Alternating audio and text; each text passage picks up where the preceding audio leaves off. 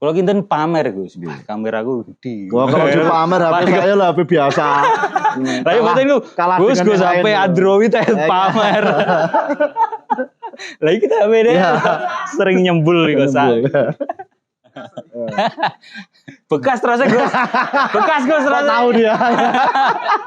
Wah, ngomongnya Loh, itu bener itu. bekas gitu. Ya Allah Gus. Jadi gini, kalau yang terkenal dengan tagline Nganjuk Digdaya. ya, okay. Pertanyaan saya adalah kenapa memilih tagline tersebut, Gus? Ya Nganjuk Digdaya itu Pasangno videotron buat nobar bola, Gus, katanya. Siap. Ini dari pecinta bola, Gus, kayaknya, Gus. Ya termasuk di program kita.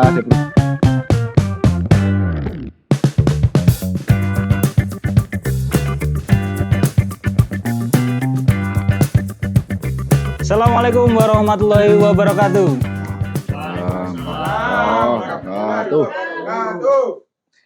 Selamat datang, gengs, di program Jagongan, program dari channel Nganjuk Digdaya yang akan menjadi program favorit kalian, insya Allah.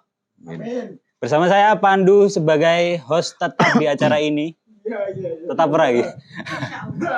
Semoga ya teman-teman ya, semoga menjadi host tetap. Dan langsung saja kita akan ngobrol bersama calon Bupati Nganjuk nomor urut 1 yang punya tagline Digdaya, yaitu Gus Muhibin. Tepuk tangan, bro. Assalamualaikum, Gus. Waalaikumsalam. Sehat gak, Gus? Alhamdulillah sehat. Pewadet, Gus, ya bagi kata sih. Ya, alhamdulillah. Enggak sih, dinikmati aja lah. Alhamdulillah. Tetap enjoy, Gus, ya? Tetap enjoy. Tetap enjoy walaupun kita di suasana yang mungkin sedang apa ya? Panas, anget, Gus. Pun anget nih kan, Gus. Jadi harus tetap enjoy, teman-teman. Langsung saja, Gus. Ini saya sebelum podcast kesini tuh sempat nanya sama teman-teman circle saya. Saya tuh aku harap podcast iki karo Gus Ibin. Kira-kira apa sing pengen mbok ngerteni? Engko tak takok nih, titip pertanyaan gak apa. Ternyata Gus, masih banyak yang belum tahu kalau jenengan ini asli Nganjuk, Gus. Ya. Banyak yang tanya, wong kok gitu? Ya. Main di. Siap. Mungkin sampean juga nggak percaya kalau saya Nganjuk. Nggih, Gus, soalnya memang muka saya kan kayak arap-arapan loh. Nek terus bojo kula malah opa Korea, Gus. Tenan kula sempet pamit bojo kula, Gus. Anu, Bun sesuk aku arep podcast karo Gus Ibin. Langsung kula digremi, Gus. Ken potong, ken cukur. Ya musuhmu wong ganteng, musuh sampean semrawut terus ngoten, Gus. Ya Allah. Cukup karine sing semrawut. Terus mirip Lee Min Ho, Gus, jenengan niku. Katanya ya. Katanya ada yang bilang Lee Min Bin jadinya. Coba buat teman-teman Gen Z yang suka nonton drama Korea, komen ya nanti ya. Beneran mirip Lee Min Ho nggak menurut kalian? Langsung saja, Gus, ini lahirnya di mana, Gus? Saya lahir di Mojosari, Ngepeh, Loceret, Nganjuk. 10 Januari 84. Jadi asli Nganjuk. Waktu itu lahirnya dibantu bidan apa dukun, Gus? Oh nggak perlu ya? Iya. Nggak perlu ya? Bidan lah. Oh, bidan ya? Saya termasuk kekinian kok ya. 84 Gus, kekinian. Lalu sekolahnya, Gus? Ya sekolah di Ngepeh, SDN Ngepeh 2. SDN Ngepeh 2. Setelah itu MTSNU Mojosari. SNU Mojosari. Ya, setelah itu di Jombang, MAN, Darul Ulum. Nggak sampai selesai, pindah ke MAN NU Mojosari lagi, nggak tahu. Nah, niku yang balik lagi ke Mojosari terus ini. Mau saya tanyakan, Gus. Ya. Saya kan sempat baca biografi jenengan. Niku di Mandarul Ulum Jombang niku cuman setahun. Setahun, nggih. Niku karena jenengan beling. Iya. Alasan apa, Gus, waktu itu? Gus? Kalau beling nggak ada yang percaya kalau saya beling. Oh gitu ya. Malahan. Kalau saya relatif tertib sih. Ya, terus kenapa, Gus, alasannya itu waktu itu? Ya waktu itu memang jujur ketika MTS di Mojosari, pengen aliyahnya saya harus keluar dari Mojosari, pengen di tempat yang lain. Tetapi di keluarga saya itu kan tetap dimanapun sekolahnya harus tetap di pesantren, harus tetap mondok gitu, harus tetap mondok bahasanya, sehingga ya biasanya mondok di Darul Ulum. Nah, cuma setahun karena waktu itu ibu single parent, semua di pesantren, kuliah juga, ada yang sekolah, sehingga saya ketika naik kelas, sudah kelas 2 sebenarnya. Sudah kelas 2 di pertengahan saya pindah karena abah saya sedo. Nah, jadi karena ibu sendirian, gak tega saja pengen nemenin ibu. Padahal ibu saya ya nggak masalah sebenarnya, tetap di pesantren. Berarti bukan ibu yang minta untuk balik, bukan? Bukan.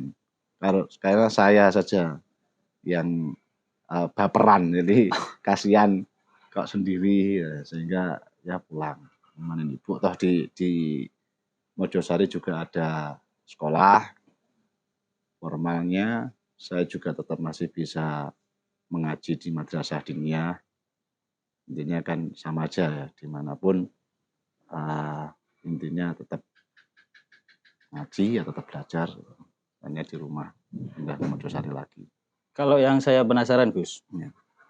Saya kan bukan dari lingkungan pondok. Ya. Kalau menjadi seorang Gus itu waktu mungkin di pondok atau di sekolah itu ada privilege tertentu gak, Gus? Enggak sih, sama aja. Sama aja ya, Gus? Saya bayangkan mungkin ada gitu apa gitu. Oh, enggak. Ketika di pesantren, di pondok, di Jombang, ya mungkin enggak, banyak yang enggak tahu. Salah saya juga backgroundnya dari pesantren lah. Oh gitu. Bahkan di rumah saja, sekolah di MTS, di MAN itu perlakuannya juga sama. Kalau Pak Lek saya itu menekankan ke guru-guru dan kepala sekolah yang saya dengar sendiri langsung waktu itu. Meskipun keluarga, meskipun anak, meskipun ponakan sama. Bahkan kami juga tetap bayar. Bukan gratis meskipun di sekolahnya sendiri. Wah, bayar SPP ya bayar SPP. Gak mungkin dari teman-teman gitu, Gus, bayangan saya. Oh, ada teman-teman. Wah, nek Gus agak gak berani nakal gitu. Atau mungkin malah dipaciki, wah Gus Gus. Oh ya, kalau adat pesantren yang santri ya pasti nggak berani lah ya. Oh gitu. Ya itu kan adat pesantren, adat santri itu takzim ke guru, termasuk ke anaknya guru. Sehingga ya pasti itu ada sekat mungkin dari teman-teman, tapi saya sebenarnya santai-santai aja sih. Sebenarnya jenengan santai-santai aja. Saya juga sempat seperti itu, Gus, awalnya. Dimintai teman tim buat ngobrol sama jenengan. Gus. Tapi ternyata Gus aslinya santai, Bro. Sebenarnya karena kita hanya taunya lewat media. Jenengan kan terlalu berkarisma, Gus. Terlalu wis nek ndelok no. Sipin iki. Tapi ternyata ketemu ya santai, Bro. Santai, teman-teman. Kalau hiburannya, Gus, hiburannya jenengan masa kecil, Gus. Misalnya kalau saya gitu waktu itu senengannya lumban ning kali, manjer layangan gitu. Nek seorang Gus Ipin, saya termasuk mungkin yang berbeda dengan umumnya anak-anak. Karena abah saya itu keras. Artinya banyak hal-hal yang dilarang. Contoh misalkan main terlalu jauh, itu enggak boleh. Mandi di kali itu paling pas Jumat toh, tidak boleh setiap hari. Nah, itu aja juga kan kalau di Mojosari ada sungai ya. Jadi sebelum Jumatan mandi sekali, langsung bablas Jumatan. Jadi kesempatan mandi di kali paling ya seminggu sekali itu. Meskipun anak-anak pasti seneng lah mandi di kali kan seneng ya. Apalagi kali nggak jauh dari rumah sebenarnya, di belakang pondok itu kan ada sungai. Itu ya nggak jauh-jauh sih. Kalau masa kecil mungkin masa kecil saya ya sama dengan permainan yang tempo dulu lah, ya nekeran gitu ya. Kalau sekarang kan game. Kalau sekarang gadget, Gus. Ya gadget. Dulu nggak ada gadget. Dulu saya pakai gadget aja mahasiswa sudah semester 4. Berarti baru pegang HP. Baru pegang HP waktu kuliah, Gus. Ya, kuliah. Makanya saya ingin gaya, teman-teman. Ya. Angger ning Instagram ngerti? Ya. nek ngesaki HP mesti nyembul ini Gus. Diketokne kamerane. Itu. Sering ngono to nang Instagram. Nah, itu karena apa? Karena saya enggak biasa sebenarnya pegang tas. Satu. Yang nomor 2, enggak biasa sering kali pakai sarung.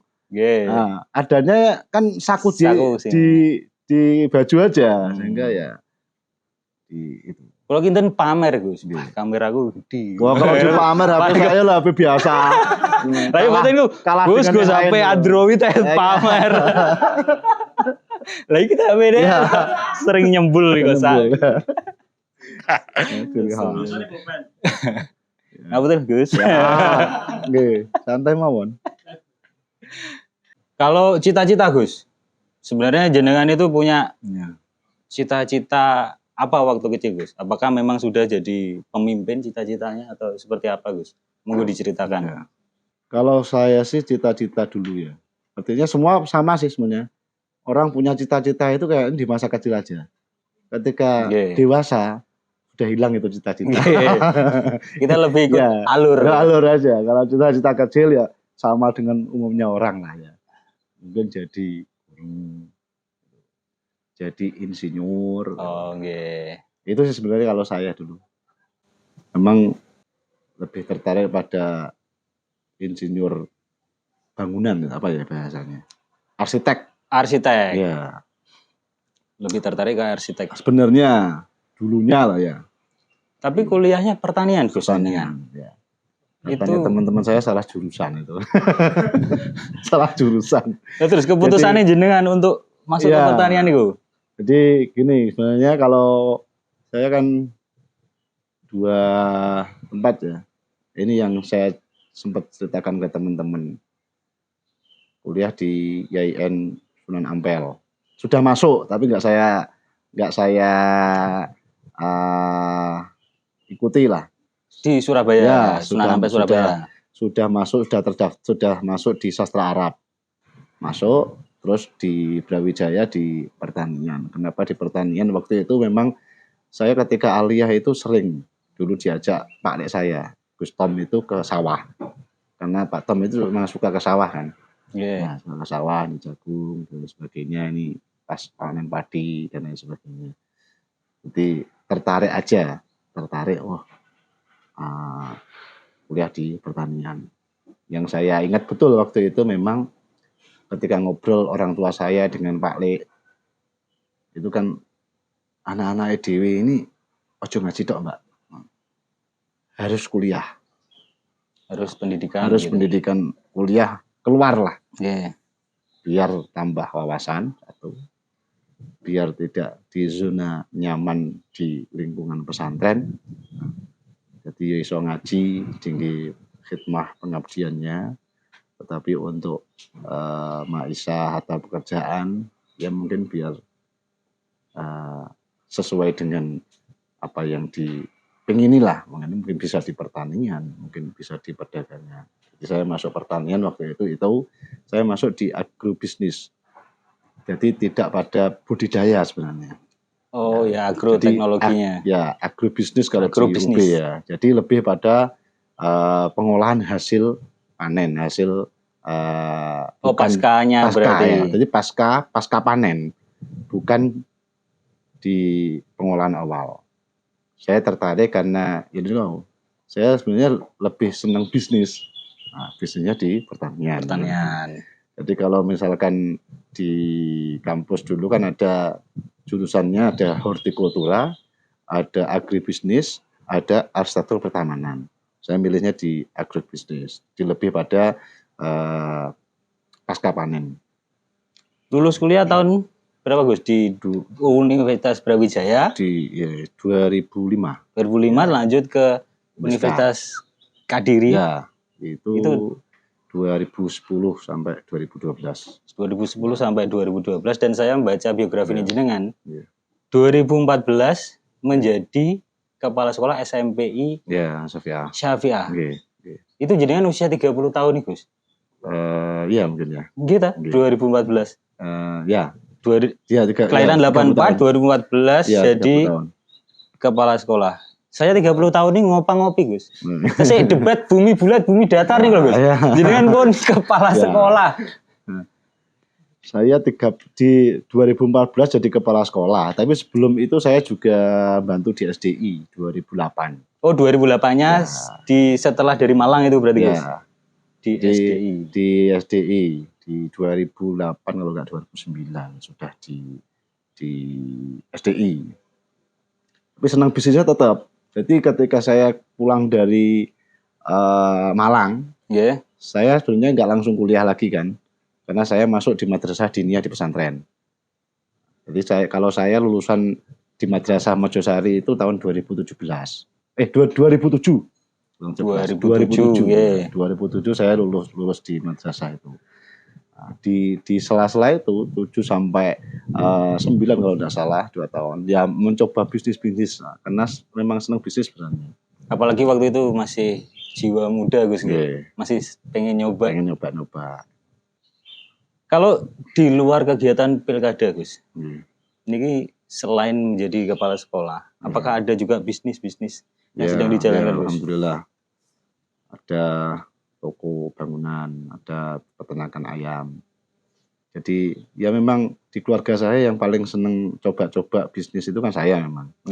Jadi dari sebelum menikah juga sering kali misalkan ATK, jual beli ATK, udah pernah peternakan, mulai lele, kambing, ayam, terus di supplier material. Jadi saya meyakini ketika saya di usia-usia itu semua, kalau saya ya, boleh kan saya meyakini apa yang disampaikan Yai Mamun Zubir, bahwa orang itu ada fasenya tertentu. Kalau kita angan-angan memang benar kan. Misalkan usia anak-anak, kok dikasih sepeda motor nggak suka. Sukanya sepeda ontel kan. Harganya murah, tapi memang sesuai dengan fasenya. Sekarang ketika usianya sudah remaja, dikasih sepeda ontel sama sepeda motor, ya senang sepeda motor kan. Bahkan di usia remaja dikasih mobil dia nggak suka kadang. Nah, sukanya sepeda motor. Maka dari itu ketika saya mencoba mengulik-ngulik, tidak pernah menulis mencatat, tapi mengulik-ngulik usia saya.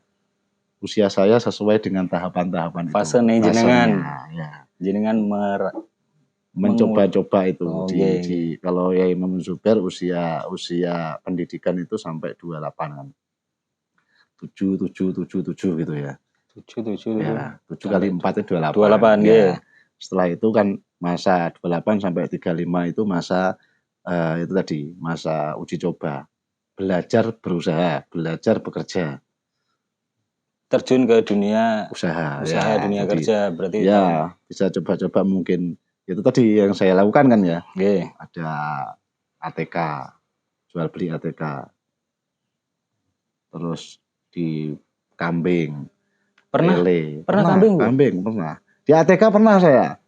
Sampai saya menikah 2012 saya masih ATK. Jadi sampai istri saya heran. Di laptop saya itu saya tulis rapi betul kaitan dengan jual beli ATK. Jadi saya manajerial toko maksudnya. Iya, saya catat. Saya kan nggak menguasai IT ya waktu itu. Ya cuman ya Excel. Jadi cuman saya tulis saja misalkan dari bulan ini harga kulak sekian, saya jual sekian. Bulan depannya naik sekian. Oh ternyata di bulan ini itu harganya murah. Oh ternyata di bulan ini ternyata harganya mahal.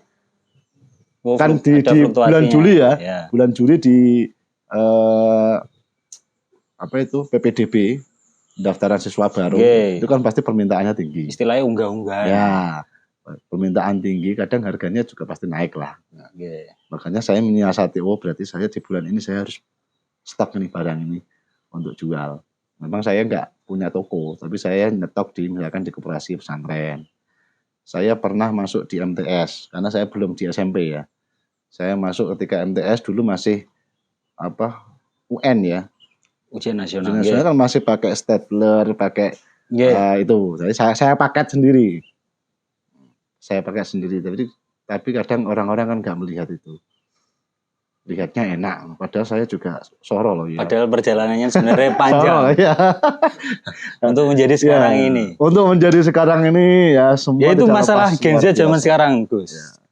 Mohon maaf teman-teman Gen Z. Ya. Teman-teman Gen Z itu kadang usaha terus patah gitu, Ya. kayaknya kok sudah hancur banget gitu, Ya. Gus. Sampai overthinking kayak gitu, Gus. Jadi bisa Gus Ibin mengasih tips-tips kalau untuk teman-teman yang masih dalam perjuangan sedang berusaha niku tipsnya nopo Gus kira-kira? Ya semua itu butuh menebar kebaikan. Itu yang pertama lah. Menebar Menebar kebaikan. kebaikan. Ya. Artinya saya meyakini itu ya. Yeah. Satu, menebar kebaikan. Dikala kita misalkan di usia pendidikan, ya kita harus berbuat baik loh. Ketika kita mencoba usaha-usaha, kita juga harus berbuat baik kepada orang lain. Artinya ketika kita misalkan jatuh, kan di bisnis itu tidak mungkin mulus kan. Yeah. Saya juga di lele saya jatuh, di kambing saya jatuh. Tetapi saya merasa saya tetap baik sama orang lain. Sehingga pasti ada jalan aja. Oh ternyata ini. Yang saya tidak nyangka itu di 2017. Kalau orang melihat saya sekarang, sebenarnya nggak tahu, mungkin tidak banyak yang tahu perjalanan saya, perjalanan usaha saya. Bukan karena saya di pesantren sehingga saya punya uang, bukan. Di pesantren itu yang namanya keluarga besar, berarti kan bukan uang pribadi ya. Semua yang di pesantren dan alhamdulillah saya bersyukur di keluarga saya itu tidak hidup dari pesantren. Tapi berusaha mengabdikan dirinya di pesantren, di santri, di pendidikan. Dan alhamdulillah ada aja jalannya cari rezeki. Bukan dari pesantrennya ya. Nah, termasuk saya. Dengan berbisnis tadi. Berbisnis. Ya. Kalau dihitung kan mungkin tidak banyak tapi nyatanya juga cukup. Nah, saya 2017 itu merasakan bahwa bisnis saya lancar dan punya modal. Di 2017. Jadi kalau orang melihat saya enak itu sebenarnya enaknya di 2017. Sebelum itu enggak enak sebenarnya. Belum melihat yang sebelum itu. Sebelumnya enggak enak. 2017 enak. Ya memang kebanyakan orang seperti itu, Gus. Nek wis ketok penak lagi di sawang ngoten. Biasa ini kan ngoten. Mohon maaf kalau enggak gitu teman-teman. Tapi semua punya masalah itu. Kalau kan enggak mungkin lah semua itu mulus, enggak mungkin. Semua pasti punya ya tantangan, punya kendala, punya masalah. Kalau sekarang di pondok masih ngajar, Gus? Masih sempat ngajar juga nih? Di sela kesibukan? Ya masih sih. Kalau jadwal saya sebenarnya dulunya pada subuh ngaji, pada maghrib ngaji. Tapi kalau sekarang ini sibuk sehingga yang maghrib kadang bisa, kadang enggak. Karena misalkan 2 kegiatan gitu, kalau balik ke rumah kan nggak efektif, sehingga kadang kita nunggu sambil ngopi-ngopi di mana baru nanti kunjung di tempat yang lain gitu. Untuk yang maghrib. Untuk yang mungkin bisa ya hari Ahad saya masih bisa ngaji karena pagi. Karena Ahad itu longgar waktu. Ya karena pagi. Jadwalnya pagi. Kalau yang jadwalnya maghrib itu kan kadang kita sore ada giat di kecamatan mana gitu. Nanti setelah Isya ada kegiatan di kecamatan sebelahnya, sehingga kan tidak memungkinkan kalau kita pulang untuk ngaji. Tetapi saya masih tetap berusaha menyempatkan apa yang menjadi rutinitas saya di rumah. Karena yang ditanyakan ibu saya setiap keliling dan tidak pulang itu mesti kapan iso ngaji. Ora ditekoni piye kondi nyapo, kapan iso ngaji iso ngaji nih. Fokusnya sering ditinggal ya.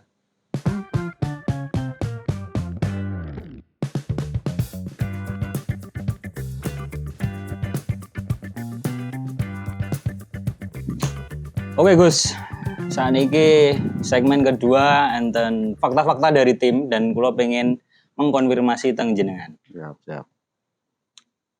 Fakta pertama Gus, jenengan niku seneng barang bekas atau elektronik bekas. Leres napa mboten niku, Gus? Ya. Bekas, barang bekas seneng memang. Gak pernah beli barang baru kecuali baju ya. Nggih. Kecuali sandangan ya baru lah. Kalau yang lain relatif sering yang bekas. Oh, jadi lebih prefer misal beli kendaraan gitu. Ya, kendaraan pasti bekas. Kenapa Gus alasannya, Gus? Ya lebih murah. Lebih murah pertama. Pasti. Ya. Yang kedua, ya kan masih muda ya. Nggih. Untuk bergaya dan untuk bergaya kan orang enggak melihat itu baru apa bekas. Oh, Yang penting mewah. enak. Sehingga yang ternyata yang mewah-mewah itu kalau bekas murah. Kalau baru mahal. Nah, sehingga beli yang murah, yang mewah, bekas pun enggak apa-apa gitu. Mantap. Bisa Biar dicontoh-contoh. beda dengan yang lain. Biar beda dengan yang lain. Kalau misalkan kaitan dengan mobil dari dulu sampai sekarang, mobil Oke. saya tanda petik mewah, tapi murah sebenarnya. Karena bekas tadi. Karena bekas ya. Kalau saya prinsip saya buat apa beli yang mahal-mahal, Nggih. tetapi tidak sesuai dengan keinginan. Kalau kaitan dengan yang lain-lain itu memang resiko. Iya, memang Ya, ada resikonya. Memang ada resiko. Kalau barang bekas berarti ya rajin-rajin ke bengkel. Tapi itu suka saya ke bengkel. Setidaknya saya belajar kan, tahu oh ini. Kalau mobil-mobil tinggal pakai ya nggak asik menurut saya. Jadi lebih seru aja Gus. Nah, lebih seru. Mantap. Ya, kalau yang baru nggak seru, paling cuma ngisi bensin aja kan. Sama ngurus BPKB Gus biasanya. Kalau Oh, baru gitu. Ya. Fakta berikutnya Gus. Nah, ini berhubungan dengan yang tadi Gus. Ya. Suka lihat-lihat mobil tapi nggak beli. Ya, seneng saya. Kata ibu saya, Nggih. lahir saya itu hampir lahir di mobil. Makanya senengannya mobil. Hampir lahir di mobil. Berarti waktu ya mau lahiran mau itu, lahiran di itu mobil. nyaris lahir di mobil. Itu sampai ibu saya berdoa. Ya Allah, jangan lahir di sini lah. Sehingga kalau saya sekarang itu ya relatif gonta-ganti mobil. nggih. Tetapi prinsip saya tidak pernah berubah. Ganti-ganti mobil, ring harganya ya segitu-itu aja. Nggak pernah yang mahal-mahal. Berarti nggak terlalu upgrade ngikuti. Nah, Karena ya, hobi aja berarti Gus. karena kan pasti orang punya bosen ya. Nggih. Ketika bosen, oke ganti. Paling ringnya nambahnya ya nggak banyak, kadang berkurang.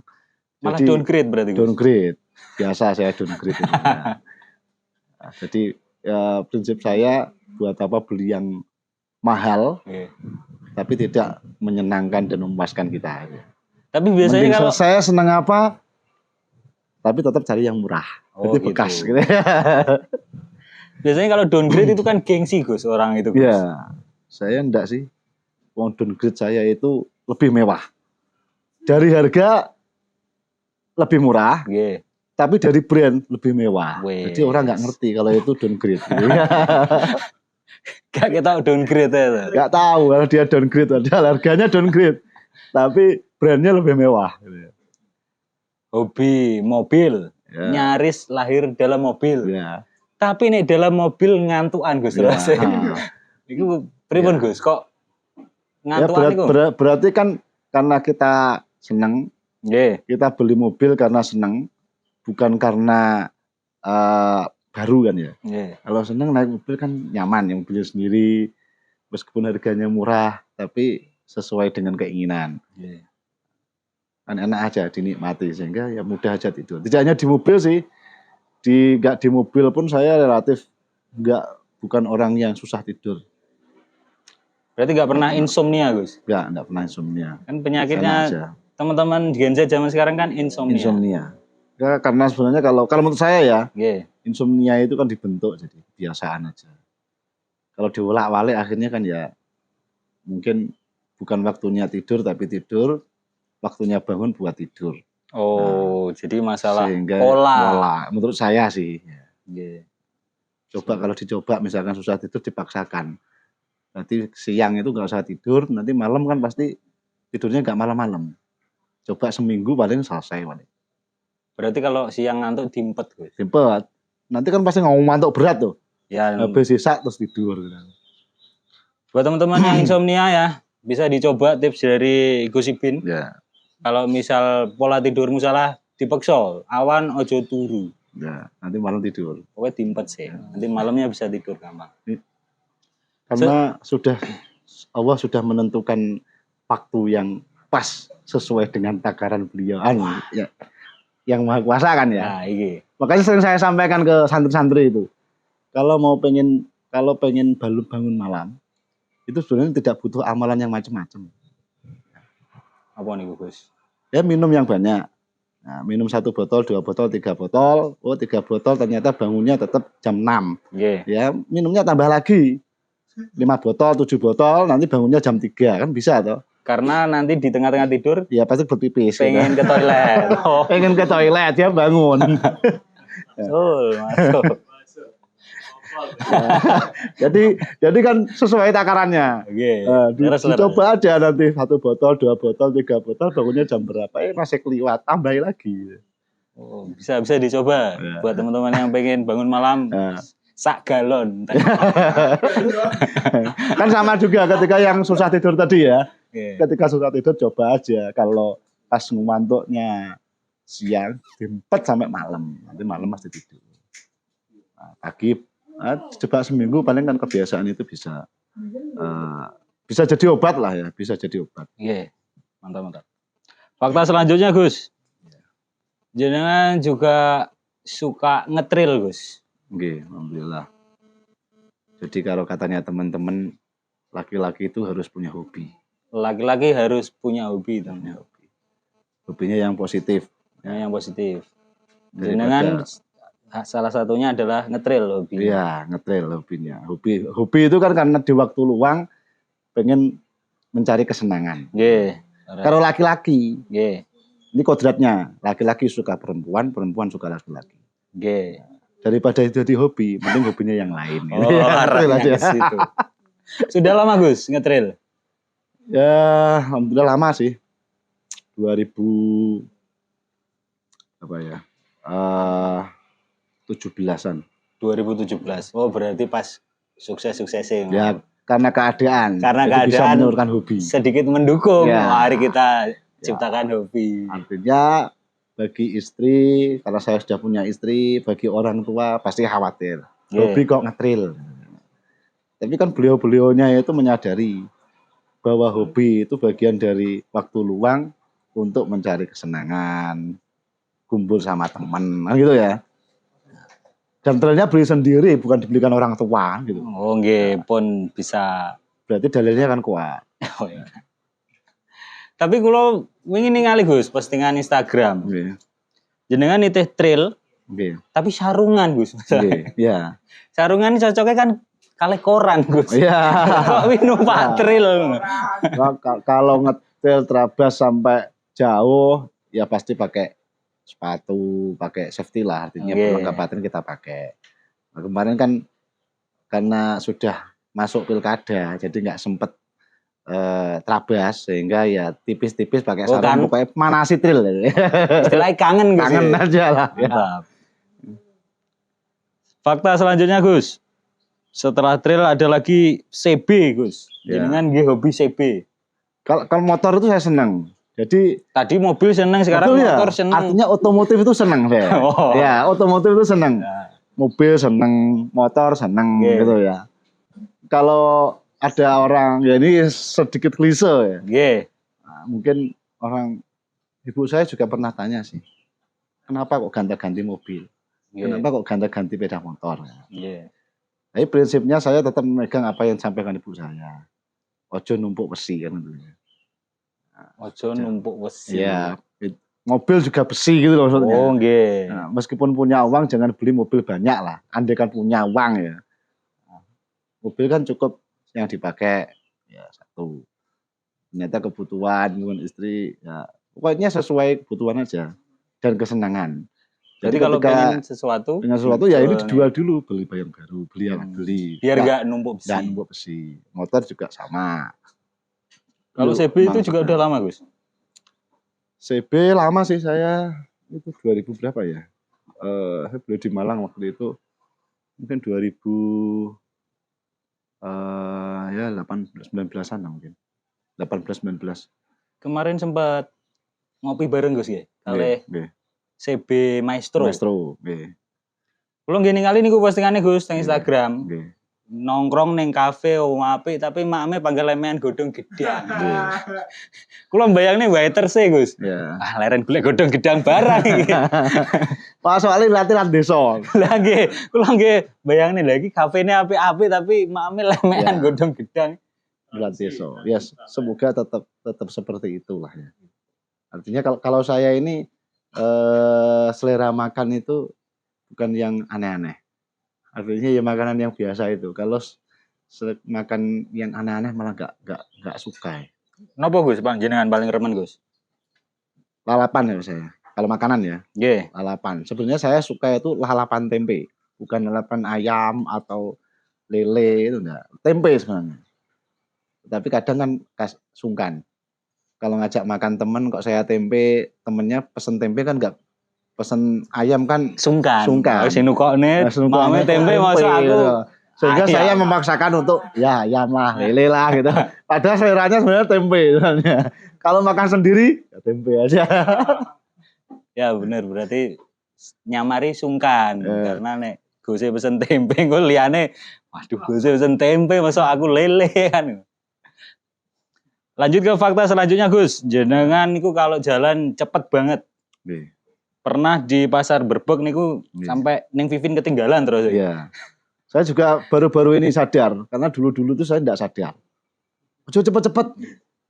Tetap enggak sadar. Tapi sekarang itu karena sering dijepret-jepret foto, sehingga saya tahu langkah saya memang terlalu lebar ya ternyata. Tapi ya enggak apa-apa, berarti itu mungkin sat-sat dan cepat. Oh, ya. Tapi resikonya pasti ada yang tertinggal. Yang tertinggal nanti biar disisir sama OPD. Nggih kula gini kali niku postingan Instagramnya pas ning pasar Berbek lah. Terus kan jenengan terlalu cepat. Kula berarti menyimpulkan alasannya Gus. Iya.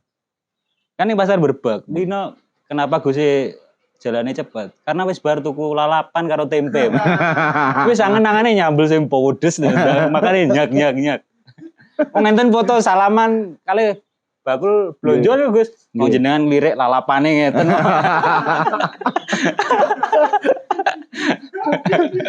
Ya kebiasaan nggak sadar kadang itu bukan karena apa ya. Itu tadi ya pasti semua ada minusnya ya. Dikira ada yang kelewat dan lain sebagainya ya memang ternyata saya baru sadar. Oh ternyata iya kejepret foto kan itu. Ternyata langkah saya kaki kanan dan kiri jaraknya jauh ternyata. Berarti sebelum sering difoto ini nggak sadar kalau jenengan itu jalannya cepat banget. Ya, nggak sadar. Kalau istri saya kan pasti ngikuti, nggak banyak protes. Kalau sekarang yang karena ada tim yang lain, jangan cepat. Saya nggak sadar juga soalnya kalau kecepatan. Fakta selanjutnya, Gus Ipin sepatunya nggak pernah ganti. Kalau mau coba niku batin Gus, batinku timnya wani men. Gus lo gitu. Iya. Wani men. Tapi setelah kulo lihat postingan Instagram, oh iya ora tau ganti kok. Sepatu ireng soalnya putih kan? Ya. Tapi kalau dikulik di pritili mungkin banyak yang nggak ganti juga sebenarnya, bukan hanya sepatu sebenarnya ya. Kalau orang lain gonta-ganti ya kalau saya nggak ganti-ganti aja tetap asik gitu loh. Oh enak. Ya. Jadi kalau gonta-ganti itu yang dipandang malah sepatunya. Oh gitu. Saya nggak ingin orang mandang sepatu saya, biar mandang wajah saya.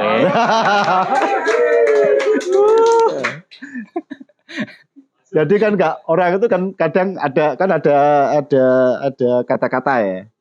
Jadi, ada kata-kata yang bilang itu nggak penting penjualnya, yang penting rasanya. Kalau beli makanan ya, Gak penting tempatnya, yang penting makanannya enak gitu ya. Oh, sing penting kualitas dari produknya. Tapi kadang orang kan ada yang beda. Sing penting sing dodol ayu, makanannya enak rapopo kan. Itu aku lah ya sing ngomong guys. Nah, Guys, kalau saya enggak itu saya. Oh, jelas. Butuhnya kan makan. Tapi makan yang enak. Mbah sing dodol mbah wek apa mbah sopo lah enggak masalah gitu. Sementing rasanya. Fakta selanjutnya, Gus. Acara sepenting apapun kalau ditelepon ibu suruh pulang, langsung seketika itu pulang, Gus. Lalu kenapa mboten niku, Gus? Ya banyak hal seperti itu. Jadi hal seperti itu. Sebenarnya tidak banyak orang sih sebenarnya. Banyak orang yang bahasa hormat kepada orang tua khususnya ibu. Kalau kita sebagai seorang muslim kan memang yang pertama yang berhak untuk dihormati adalah ibu. Ya. Karena banyak orang yang sukses ya karena ibunya. Banyak orang yang jatuh juga karena durhaka pada ibunya.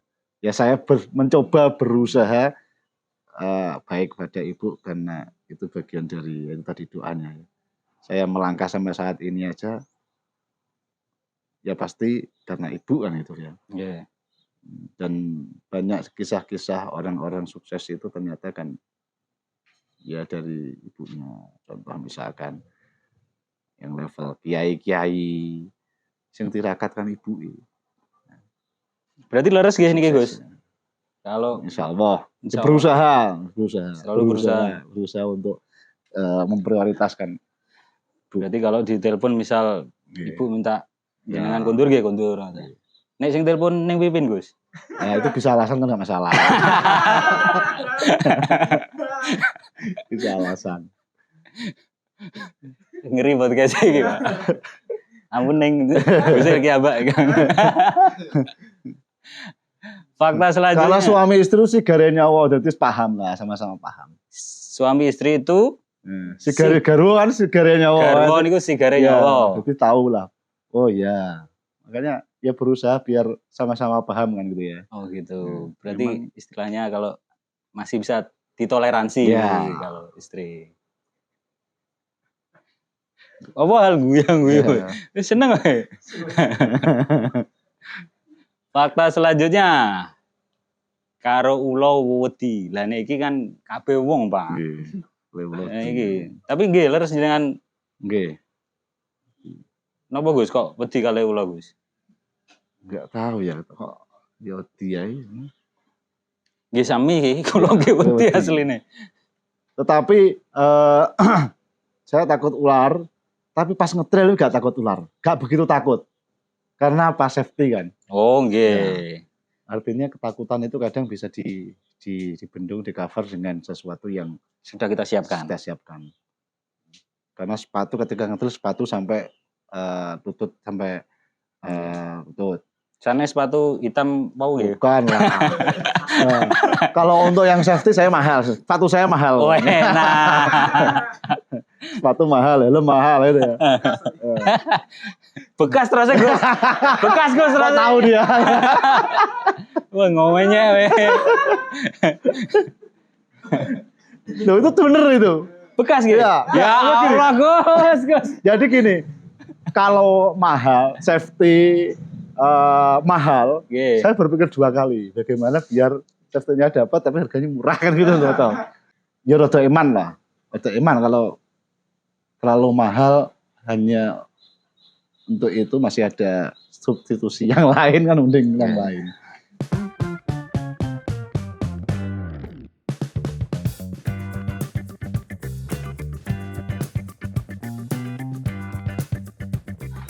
Oke teman-teman, lanjut ke segmen berikutnya ya. Kita tadi sudah mengkonfirmasi fakta-fakta tentang Gus Ipin. Saatnya kita masuk ke segmen selanjutnya.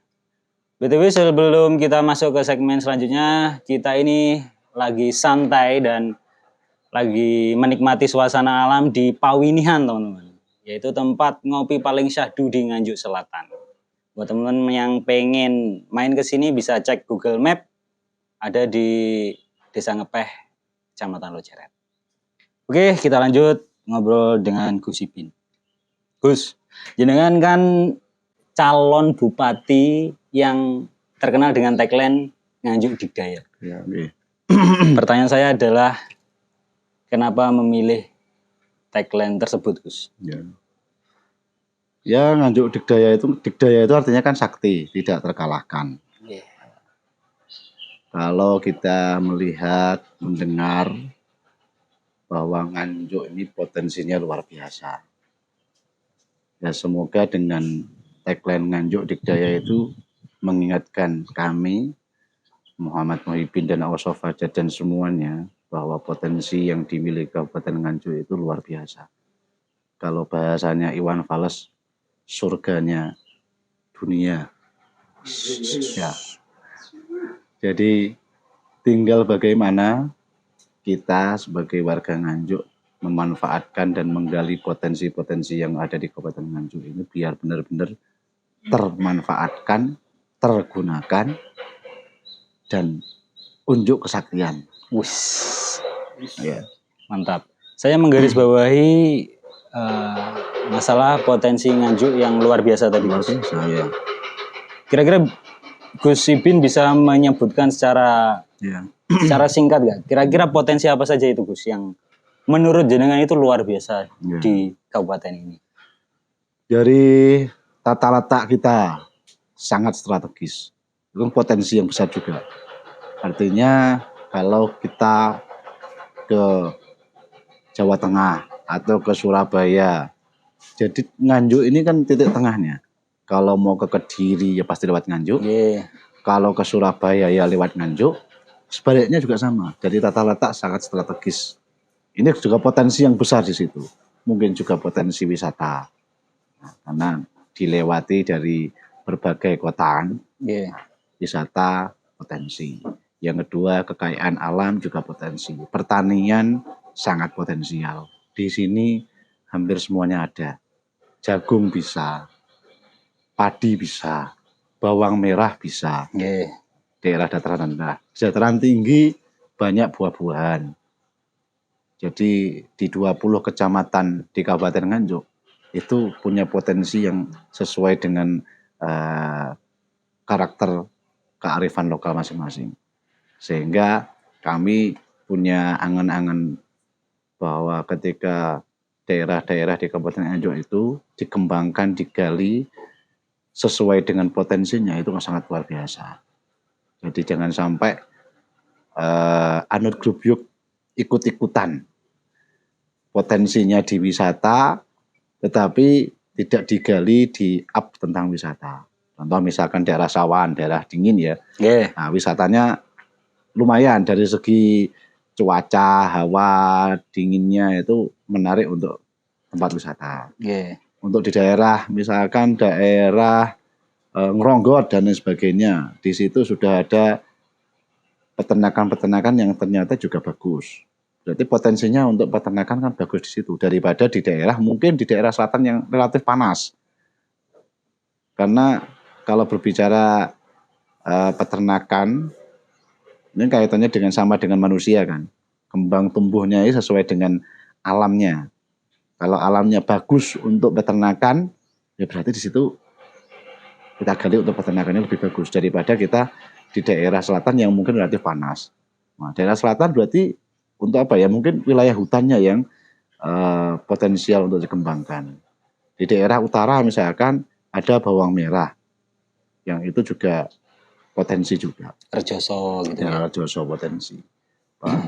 Nah, sejauh mana pemerintah daerah itu hadir di setiap daerah-daerah yang punya potensi-potensi itu. Sekarang sudah nampak potensinya, sudah sudah terasa manfaatnya. Mungkin yang kurang adalah bagaimana pemerintah hadir di wilayah-wilayah yang punya potensi itu untuk mendampingi dan memperbaiki itu, berusaha untuk memajukan itu. Kalau saya yakin masyarakat dan dengan potensinya masing-masing itu bisa menggali dan memanfaatkan potensi yang sekitar.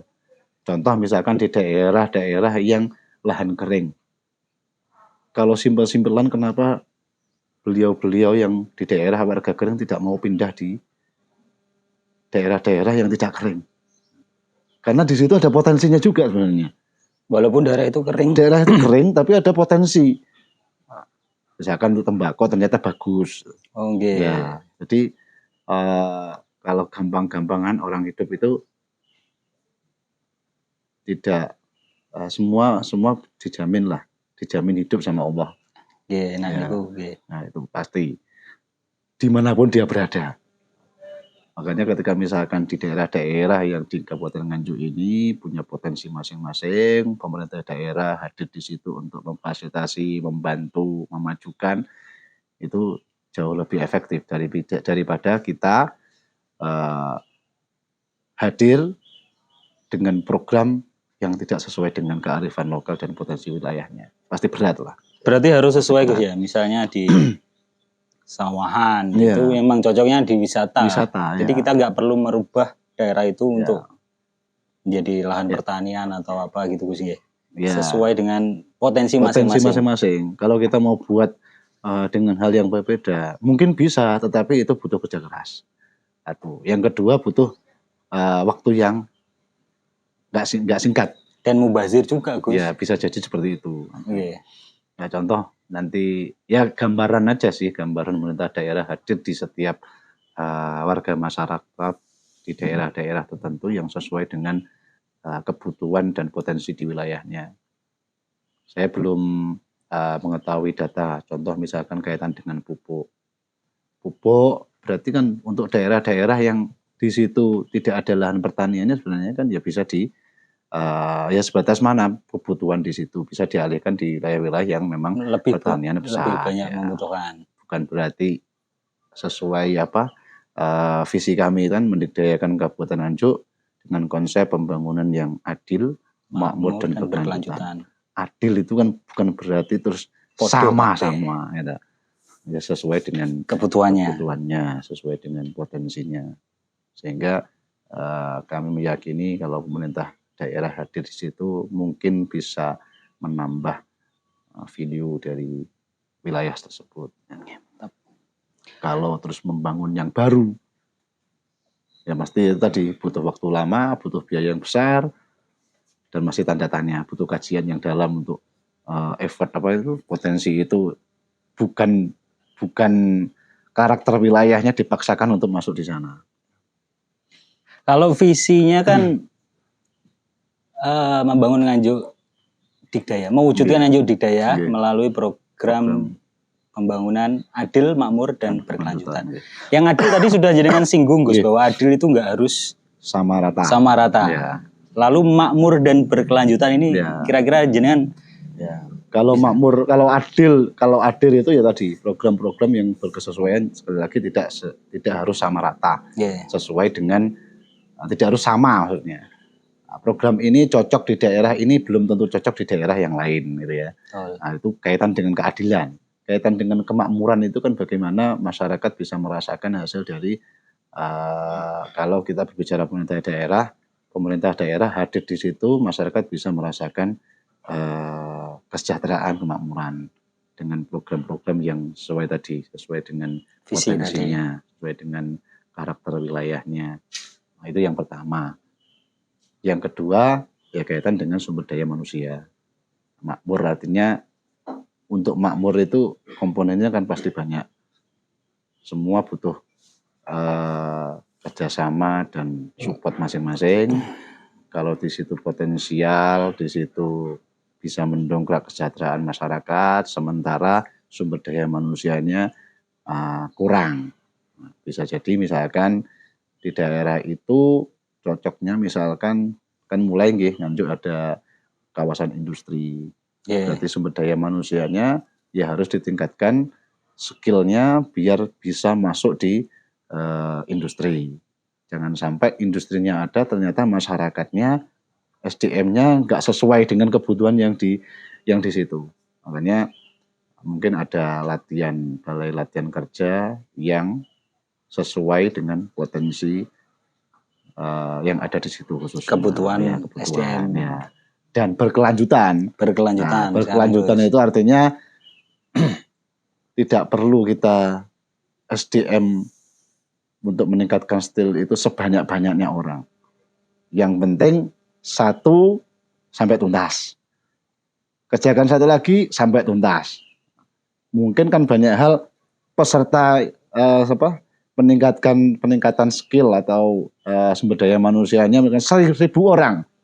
Tapi setelah skillnya sekali peningkatan, setelah itu selesai, tidak ada tindak lanjutnya.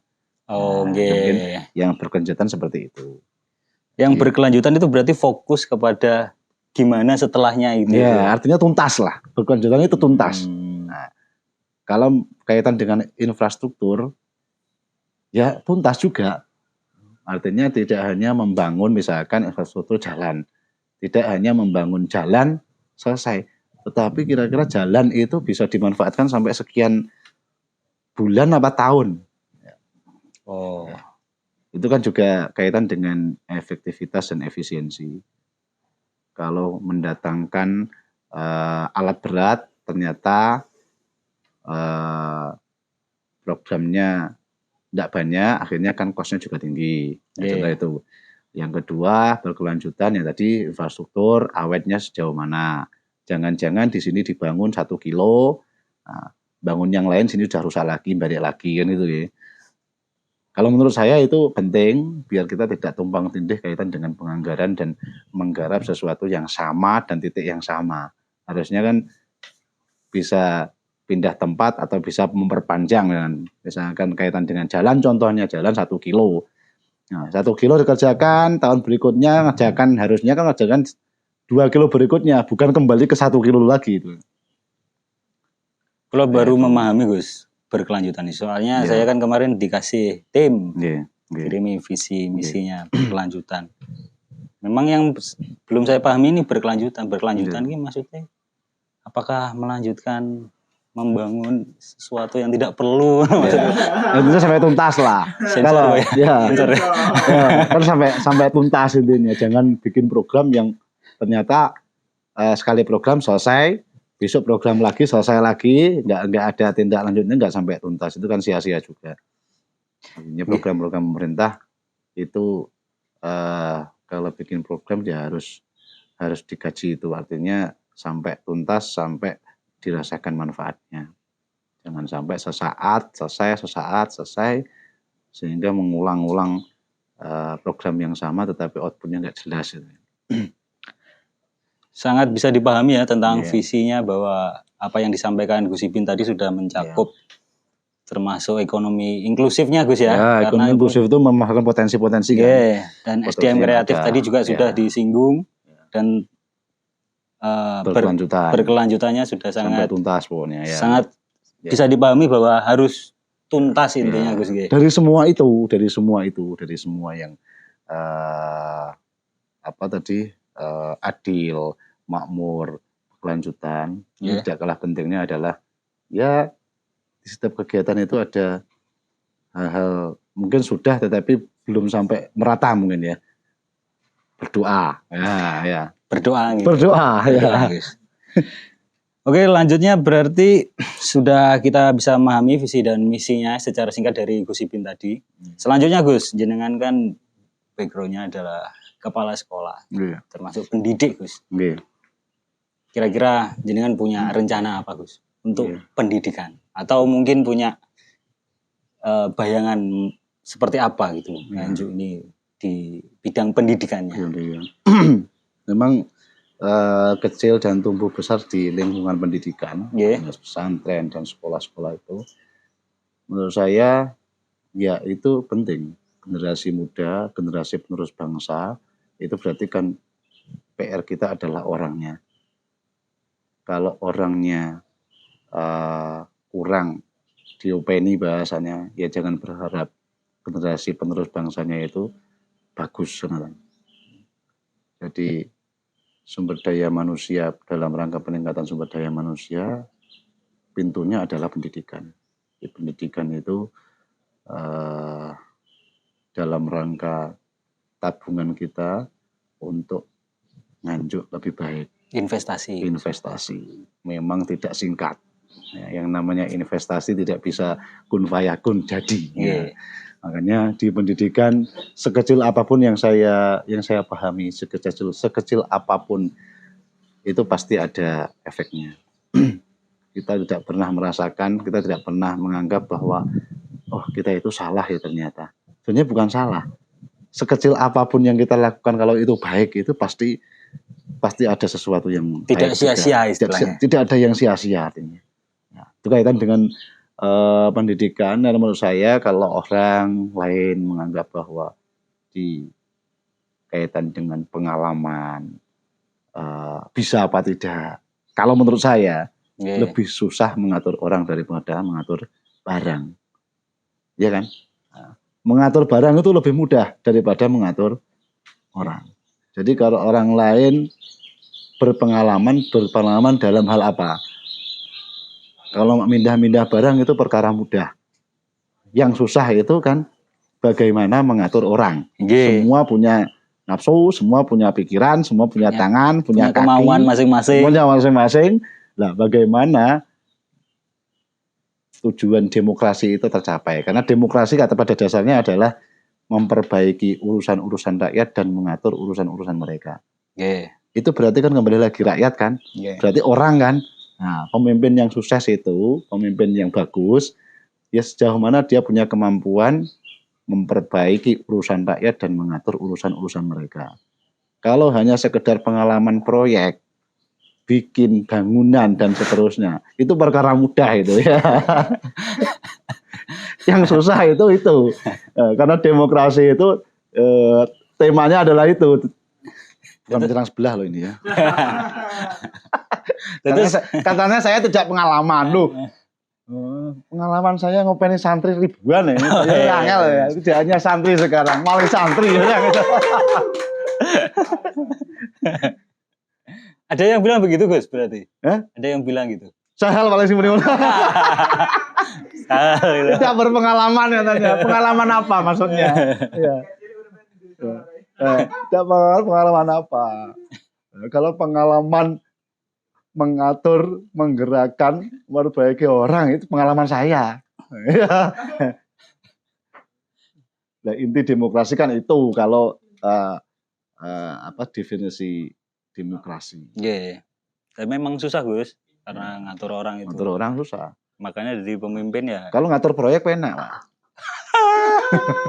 Ya, ngatur proyek enak, sebenarnya jelas hitungnya ngono. Enggak melu-melu aku.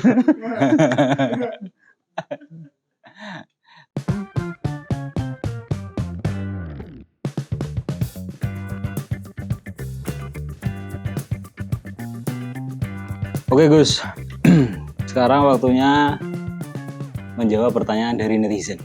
Siap. Karena kemarin tim sudah mengadakan kuesioner online dan sudah beberapa dari masyarakat mengajukan pertanyaan lewat kuesioner itu. Pertanyaan pertama Gus dari Q_Rifki23. Pertanyaannya adalah apa yang Gus Ibin dan Mas Ausaf bisa berikan untuk Nganjuk agar lebih baik ke depannya? Monggo dijawab Gus. Ya, kita punya mimpi bersama Mas Ausaf dan saya punya mimpi bahwa potensi di Kabupaten Nganjuk bisa dikembangkan demi kesejahteraan masyarakat. Mungkin kami, saya dan Mas Ausaf itu pengen keluar dari zona nyaman masing-masing. Kalau ngomongin nyaman kan nyaman seperti ini saja. Tetapi kami meyakini memberikan manfaat kepada banyak orang itu jauh lebih baik daripada tidak memberikan manfaat kepada banyak orang. Dan ketika ingin memberikan manfaat kepada banyak orang, ya salah satunya adalah menjadi bupati dan wakil bupati. Kalau kemarin saya mungkin bisa memberikan manfaat kepada lingkungan saya, tapi untuk sebesar Nganjuk, ya salah satunya adalah bupati dan wakil bupati, itu satu. Yang satunya lagi, kami meniatkan diri untuk berkhidmah, mengabdikan untuk masyarakat warga Nganjuk. bukan mencari pekerjaan sebagai bupati dan wakil bupati. Satu lagi, karena nomor saya 1, sehingga saya 1 terus ini. Nah, Menjawab pertanyaan-pertanyaan dari warga masyarakat bahwa Nganjuk biar lebih maju, lebih sejahtera, ya pasti butuh semua komponen bergerak bersama-sama. Tidak hanya bupati dan wakil bupatinya, tapi juga ada organisasi perangkat daerah yang bisa membantu, memfasilitasi, hadir di lini-lini masyarakat yang ada di Kabupaten Nganjuk. Mungkin itu. jadi buat Mas @ku_Rifki23 sudah dijawab sama Gus Ipin ya tadi ya. Apa yang Gus Ipin dan Mas Ausaf bisa berikan ya tadi jawabannya adalah mungkin pengabdian dan hadirnya nanti mungkin kalau seandainya Gus Ipin diberi kesempatan adalah hadirnya beliau dan pokoknya intinya akan memberikan sebuah pengabdian gitu Gus kepada Nganjuk. Selanjutnya pertanyaan dari @alfian_ilmi. Langkah-langkah untuk mengatasi merosotnya produktivitas pertanian di Nganjuk. Nah, ini kayaknya cocok kali jenengan Gus. Pertanian. Monggo dijawab Gus. Ya, yang saya pahami di memang rentetannya produktivitas itu banyak. Satu, alam. Mungkin air semakin merosot. Yang nomor 2, resistensi tanahnya karena pemupukan, pengobatan kimia sehingga merosot. Ya, ke depan kita akan coba bagaimana penggunaan pupuk yang ramah lingkungan tetapi juga dapat meningkatkan produktivitas pertanian. Itu yang kaitan dengan produktivitas pertanian ya. Jadi pupuk organik organik yang kita kaji betul bahwa itu juga ya minimal sama dengan efeknya dengan kaitan dengan hasil produktivitas dengan pupuk-pupuk anorganik. Oh yang kemarin sempat ada pelatihannya Gus ya? Ya, Mas Ausaf kan sudah bikin ya. Ya, Mas Ausaf. Dan itu alhamdulillah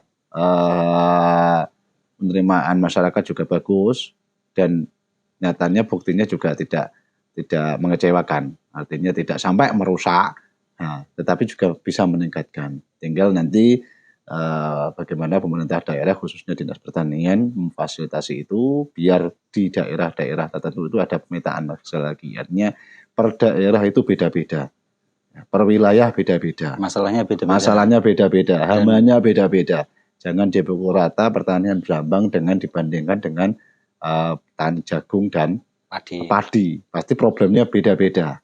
Makanya seringkali kalau saya ketemu petani itu saya masih teriang-iang program-program zaman dahulu ketika saya masih kecil itu ada istilahnya klub pencapir. Programnya Presiden Soeharto waktu itu ngobrol dengan petani. Menurut saya itu sebenarnya selesai ketika ngobrol dengan petani. Karena pemegang kekuasaan ketika ngobrol dengan petani sehingga ada masalah yang di situ bisa diselesaikan. Karena pasti pemimpin pasti mengundang stakeholder terkait. Ada dinas pertanian di situ. Ada dinas perindustrian di situ. Sehingga penyedia pupuk di situ. Nah, dinas pertanian ada tenaga-tenaga ahli PPL di situ. Nah, itu kan ketika kumpul petani, mungkin kelompok tani dan sebagainya diwakili kelompok tani bertemu dengan stakeholder yang di situ ada pemerintah daerah, insya Allah kan bisa dicarikan solusi nantinya. Artinya kaitan dengan mungkin ada dinas pengairan. Bagaimana kaitan dengan pengairan? Ada dinas PU juga di situ. Bagaimana akses jalannya di area-area sawah itu bisa mudah sehingga efisiensi bisa kita dapat. Meskipun hasil pertaniannya mungkin tidak tinggi karena resistensi tanah, tetapi setidaknya dia menghemat kos biaya untuk tanam, untuk panen. Sehingga hasilnya juga tidak kalah, artinya kalah karena efek alam, tetapi pemerintah daerah hadir di situ untuk menekan kos biaya panen. Biar nggak boncos istilahnya. Ya, istilahnya itu ya. Nah, itu dari untuk produktivitas pertanian. Samping itu untuk meningkatkan itu ada program, ada di pertanian ada istilahnya intensifikasi pertanian dan ekstensifikasi pertanian. Mungkin dengan membuka lahan-lahan baru yang kurang produktif. Jadi mungkin ada daerah-daerah yang di situ bisa kita manfaatkan tanah-tanah yang kurang bermanfaat, kurang hasilnya kurang bagus, sehingga bisa digali biar menjadi produktif. Karena apa? Mungkin karena pengairan. Oke, berarti mungkin diadakan pengeboran, bagaimana air bisa masuk di situ. Untuk efisiensi mungkin masuknya jaringan-jaringan listrik di area persawahan. Kalau dihitung-hitung penggunaan dengan listrik, dengan bahan bakar minyak, itu kan pasti lebih efektif, lebih irit dengan menggunakan listrik. Ya bagaimana nanti kita hadir di situ, kita kaji bareng-bareng, mungkin ya ada petani, ada bupati, wakil bupati, ada OPD yang terkait, juga ada mungkin penyedia pupuk, penyedia obat di situ, insya Allah kan bisa kita komunikasikan bersama. Problem-problem itu bisa teratasi. Mantap, sekarang sudah terjawab ya Mas Alfian Ilmi. Jadi faktor merosotnya tanaman itu, merosotnya produktivitas pertanian itu banyak faktornya. Faktor ya. Jadi mungkin pertanyaan next lebih detail Mas, sama nandur opo masalah piye, langsung komen ya. Nanti kita ada lapor Digdaya. Lapor Digdaya programnya. Sehingga semua problem bisa lapor langsung. Nah, teman-teman ya, nanti kalau gosipin. Lapor Digdaya sehingga nanti OBD biar kita punya angan besar kan, big data. Nah, bagaimana nanti terkoneksi dan menjawab apa yang menjadi problem di masyarakat. Jadi misalnya kayak Mas Alfian ini pengen nanya langsung bisa Gus ya? Iya, langsung lapor Digdaya kan. Nah, nanti kan yang di situ saya yakin di OPDB itu banyak ahli-ahlinya. Nah, sudah sekian tahun bekerja di pertanian, sudah sekian tahun bekerja di perundingan, kan punya solusi ya. Nah, mungkin ketika ada lapor Digdaya yang ahlinya di situ biar menjawab, biar juga kita bisa menindaklanjuti itu. Karena pada intinya semua itu kalau diserahkan pada ahlinya selesai. Mantap. Ya. Selanjutnya dari @zal Mufazi. Program apa yang akan diprioritaskan lebih dulu untuk Nganjuk ke depan? Ya. Monggo dijawab Gus. Kalau kita ditakdirkan terpilih kaitan dengan program itu kan memang sudah dianggarkan ya, sudah diketok di 2025. Tetapi bagaimana kami mengontrol dan mengeksekusi apa yang sudah diprogramkan di 2025 itu sesuai dengan tupoksinya, sesuai dengan tujuan dan fungsinya. Bagaimana misalkan anggaran kesehatan di situ, bagaimana kesehatan itu bisa maksimal. Bagaimana kaitan dengan pertanian, misalkan ada bantuan, ada penganggaran bantuan itu benar-benar turunnya adalah sesuai dengan wilayah itu dan tepat guna. Bukan berarti kita bantu pertanian, tetapi ternyata bibitnya jelek, benihnya kurang bagus, akhirnya kan buang-buang anggaran sia-sia. Daripada seperti itu, ya cari bibit, cari benih yang bagus, sehingga ketika dikasih bantuan kita merasakan manfaatnya, petaninya juga untung kan itu. Mungkin itu. Jadi di 2025 memang kita melaksanakan program yang sudah diketok ya. Jadi prioritasnya adalah memaksimalkan program yang sudah diketok itu biar sesuai dengan titiknya yang tepat guna, sesuai dengan fungsi dan tujuannya. Ya itu mungkin itu PR kita nanti. Artinya bagaimana berarti kan bagaimana menggerakkan orang-orang yang di dinas-dinas itu benar-benar bekerja pemetaan sehingga pas apa yang diprogramkan bisa berjalan dengan baik. Mantap. Jadi seperti hampir itu ya. Semuanya, insya Allah hampir semuanya menjadi prioritas lah. Yeah. Khususnya program-program yang sering ditanyakan, contoh pertanian. Nomor 2 kaitan dengan kesehatan. Yeah. Yang nomor 3 kaitan dengan pengangguran dan kemiskinan. Nah, itu kan isu-isu yang ada di masyarakat kan yang paling mengemukakan 3 ini ya. Nah, yang kaitan dengan pengangguran, kemiskinan itu kan juga sama. Bagaimana kita hadir di situ mungkin kalau masih muda ya bagaimana sumber daya manusianya bisa menambah skill untuk bisa masuk di usaha-usaha yang ada atau mungkin bikin usaha baru karena masih muda ya. Yeah. Jadi usaha untuk masyarakat, saya yakin di program itu juga ada bantuan sosial, bantuan kesehatan. Cuman ya itu tadi bagaimana biar maksimal sesuai dengan tujuan dan fungsinya. Oke, seperti itu ya Mas Edzal Mufazi. Program yang diprioritaskan adalah memaksimalkan program yang sudah ada di tahun 2025. Selanjutnya dari @didin 1950. Ini terkait program lagi, Gus. Program apa yang bakal dijalankan supaya pembangunan di Kabupaten Nganjuk tidak tertinggal? Program yang bakal dijalankan.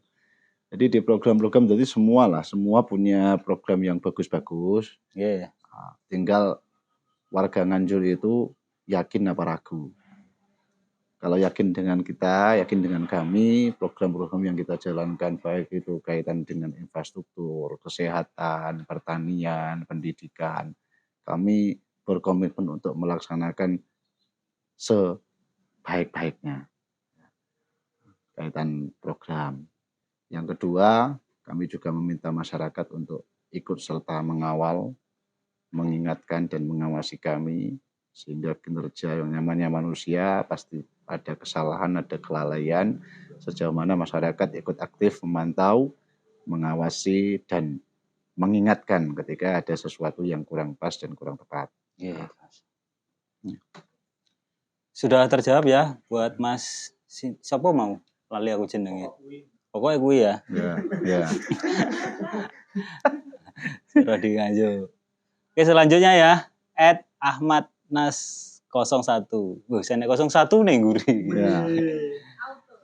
Pasangno videotron buat nobar bola Gus katanya. Siap. Ini dari pecinta bola Gus kayaknya Gus. Ya termasuk di program kita. Di program kita itu adalah kaitannya dengan kepemudaan ya. Yeah. Yakinlah ketika Muhammad Muhibin Ausof Fajar jadi, kita akan merawat dan mengembangkan dunia olahraga, seni dan budaya. Mantap.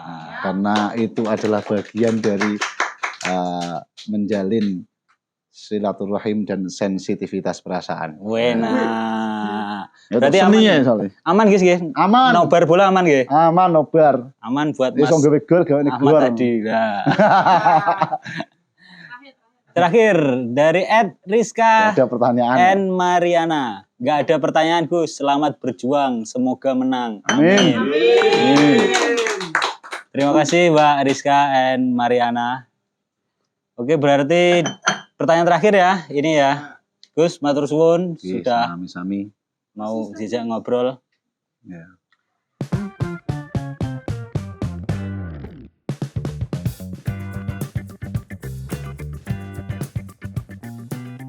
Kepada warga masyarakat Nganjuk, gunakan hak pilihmu dengan tepat dan bijak yang akan menentukan nasibmu dan masa depanmu.